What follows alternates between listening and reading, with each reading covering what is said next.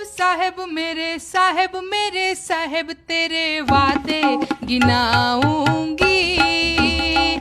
पाकिस्तान के field marshal Asif Munir की धमकियों का कार्यक्रम एक बार फिर से शुरू हो चुका है।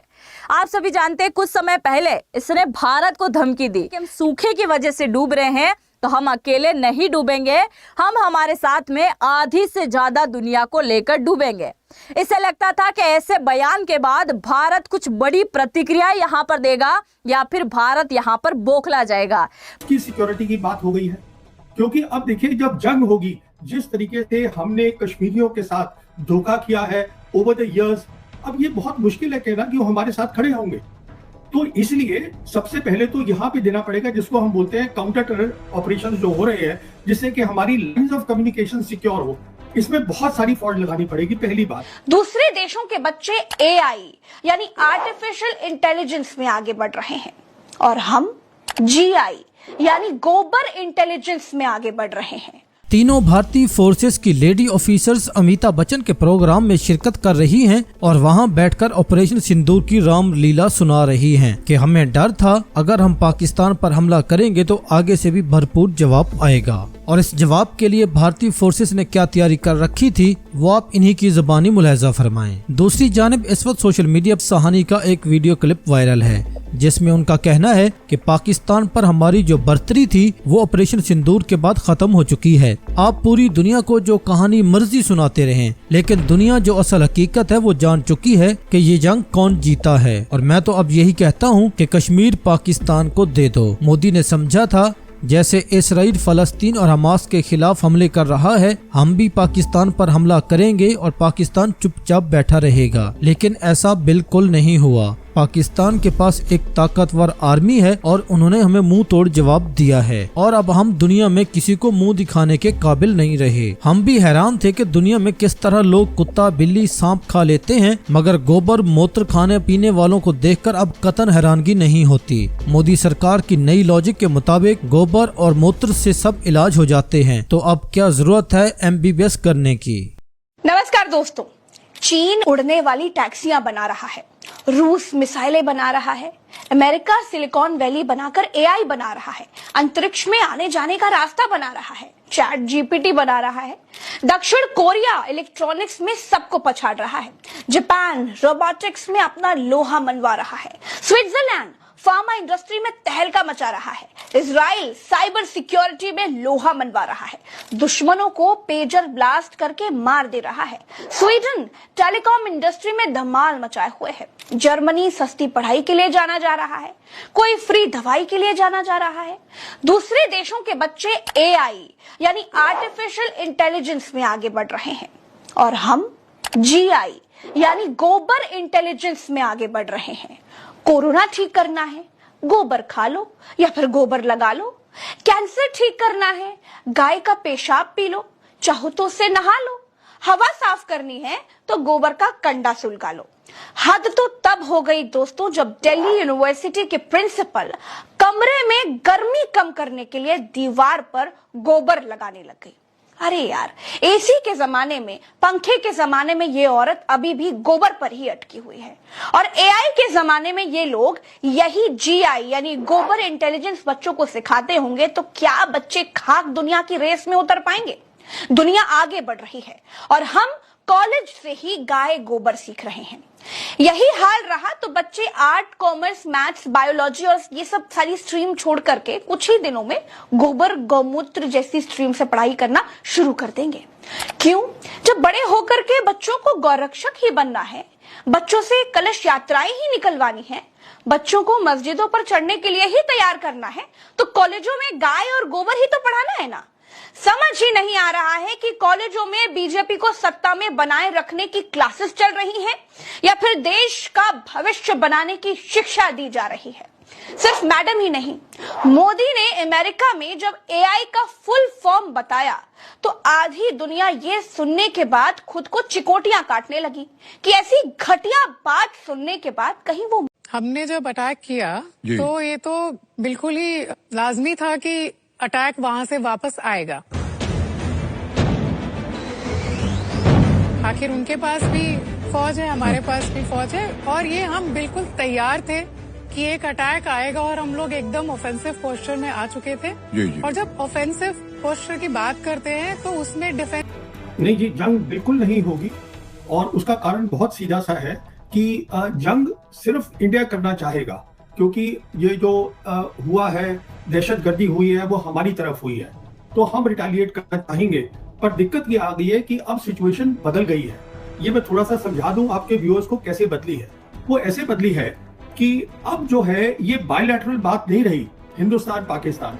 ये जो हिंदुस्तान सरकार ने, मोदी सरकार ने 5 अगस्त 2019 को ये जो 370 हटाया, 35A हटाया जम्मू और कश्मीर से, उसके बाद चाइना के सारे जो लीडर्स हैं, बड़े लीडर शी जिनपिंग से लेके नीचे तक, सबने ये बार बार दोहराया है कि हम पाकिस्तान की जो सॉवरेनिटी है, ये संप्रभुता है, हम उसके लिए सपोर्ट देंगे। ये बहुत बड़ी बात है। इसका मतलब क्या हुआ, एक तो आप देखिए ये जब हुआ है उसके बाद ये जब 370 हटा है तो हमने देखा कि अप्रैल 2020 में PLA भी आके बैठ गई है ईस्ट लद्दाख में, ऊपर से ये स्टेटमेंट आ गई है। इसका बहुत सीधा सा मतलब है ये अब जंग जो है हिंदुस्तान पाकिस्तान की नहीं है, इसमें चाइना भी इन्वॉल्व है और चाइना के पास इतनी आज ताकत है कि उसको असला अपना भेजने की जरूरत नहीं है, काइनेटिक वॉर जिसको कहते हैं उसको करने की जरूरत नहीं है। तो आज क्या दिक्कत आ रही है यहाँ पर, जो असलियत है वो ये है कि हिंदुस्तान की जो फौज है उसके सामने 5 बड़े बड़े मसले खड़े हैं और वो 5 मसले हैं। सबसे बड़ा तो है कि जैसे जो इंडियन आर्मी है उनके ये सब ट्रक जाएंगे, एम्युनिशन जाएगा, खाना पानी जाएगा फ्रंट पर, तो उसकी सिक्योरिटी की बात हो गई है। क्योंकि अब देखिए जब जंग होगी, जिस तरीके से हमने कश्मीरियों के साथ धोखा किया है ओवर द इयर्स, अब ये बहुत मुश्किल है कहना कि वो हमारे साथ खड़े होंगे। तो इसलिए सबसे पहले तो यहाँ पे देना पड़ेगा जिसको हम बोलते हैं काउंटर टेरर ऑपरेशन जो हो रहे हैं, जिससे कि हमारी लाइंस ऑफ कम्युनिकेशन सिक्योर हो। इसमें बहुत सारी फौज लगानी पड़ेगी, पहली बात। दूसरी बात यह है, क्योंकि उन्होंने कहा है चीनियों ने कि हम खड़े होंगे पाकिस्तान के साथ, तो जो चीन का फ्रंट है वहां पर वो अपनी हरकत शुरू कर देंगे। उसका मतलब ये हुआ कि जो हमारी जितनी भी हमारे पास ताकत है उसमें से आधी से ज्यादा ताकत हमें वहीं छोड़नी पड़ेगी। वो हम पाकिस्तान के फ्रंट पे नहीं ला सकते, क्योंकि ये खतरा नहीं लिया, चांस नहीं ले सकते कि चीन क्या कर दे। ये दूसरा मसला है। तीसरा मसला तो जंग है ही है जो होगी हिंदुस्तान पाकिस्तान की। यहाँ भी दिक्कत है, यहाँ 2 बड़ी बड़ी दिक्कत है। पहली दिक्कत ये है, जैसे मैंने आपको बताया, जितना भी हमारे पास सामान है वो फाइनाइट है, ये नहीं है कि अनलिमिटेड है। उसको हमने वहां छोड़ दिया चीन के फ्रंट पे, तो वैसे ही हमारे पास चीजें कम हो गई। एयरफोर्स चीफ बार बार बयान दे चुके हैं कि मुझे ऑथराइज्ड है 42.5 स्क्वाड्रन, मैं आज 30 है मेरे पास, वो 30 से भी कम है, उसमें से भी आधी से ज्यादा आप समझ लीजिए चीन के पास चली गई, तो लड़ाई किसके साथ करेंगे आप, पहली बात। दूसरी बात, क्योंकि आज चीन के पास काबिलियत है, वो round the clock surveillance Pakistan को प्रोवाइड कर सकता है, जो हमारे पास नहीं होगी। मतलब पूरा जंग का जो थिएटर है वो पाकिस्तान को दिखाई देगा। उनकी मिसाइल्स को गाइड करने के लिए उनके सैटेलाइट्स अवेलेबल होंगे, बेदू सिस्टम। तो ये तीसरी बहुत बड़ी दिक्कत आ गई है। चौथी दिक्कत क्या है कि आपने देखा है कि चीन ने बहुत सारे साइबर अटैक्स किए हैं हमारे हिंदुस्तान पे, पूरे मेनलैंड पर, जैसे मुंबई में हुआ था 2020 के अंदर। अब वो मानते नहीं है क्योंकि अकाउंटेबल नहीं होते। उन्होंने जो ये किए थे साइबर अटैक, उसका मतलब ये है कि उनमें काबिलियत है साइबर वॉर करने की बिना हाथ दिखाए हुए अपना। और पूरे हमारे देश में हमारे ATCs है, हमारी रेलवेज है, पावर स्टेशंस है, हमारे यूट्यूब प्लेटफॉर्म पर। आसिफ मुनीर की तरफ चले हम, उससे पहले आप जरा इस बात को जान लीजिए, हाल ही में एक नए प्रकार की खबर आई थी। खबर कब आई है ये? तो ये 18 तारीख को एक खबर आती है जिसमें क्या कहा गया, इसमें कहा गया कि जैसे ही भारत ने ऑपरेशन सिंदूर शुरू किया था तो पाकिस्तान के मन में एक डर सबसे पहले आया कि क्यों ना हो भारत की सेना सबसे पहले हमारे कराची बंदरगाह को उड़ाने का काम करने वाली है। क्योंकि आप सभी जानते हैं 1971 में भी भारतीय सेना ने सबसे पहले क्या किया था, कराची बंदरगाह को निपटा दिया था। तो पाकिस्तान ने डर के मारे क्या किया, नौसेना को आदेश दिया कि भाई कराची बंदरगाह से आगे बढ़ो और उधर चले जाओ, कहां, ग्वादर बंदरगाह की तरफ, और कुछ कहां चले जाओ, ईरान की सीमा की तरफ चले जाओ। आप यहां पर देख सकते हैं, यहां पर है कराची पोर्ट, इससे थोड़ा सा आगे आता है ग्वादर पोर्ट, जिसको अभी हाल ही में चाइना ने डेवलप किया है, और इसे CPEC का सिर मुकुट भी कहा जाता है। और पाकिस्तान को ऐसा लगता था कि जैसे हमारी नौसेना ग्वादर पोर्ट तक पहुंचेगी तो भारत यहां अटैक नहीं करेगा, और भारत ने अगर यहां पर अटैक कर दिया और ग्वादर बंदरगाह बाई चांस टूट गया तो भारत का युद्ध केवल पाकिस्तान के साथ में सीमित नहीं रह जाएगा, भारत का युद्ध चीन के साथ में भी शुरू हो जाएगा। और नए प्रकार की चाल इसने चली थी जो कि पूरी तरीके से फेल हो गई। तो इसने कुछ सेना तो ग्वादर पे पहुंचाई और कुछ सेना ईरान की सीमा तक पहुंचा दी, जो कि ग्वादर पोर्ट से तकरीबन 100 किलोमीटर की दूरी वाले क्षेत्र में थी।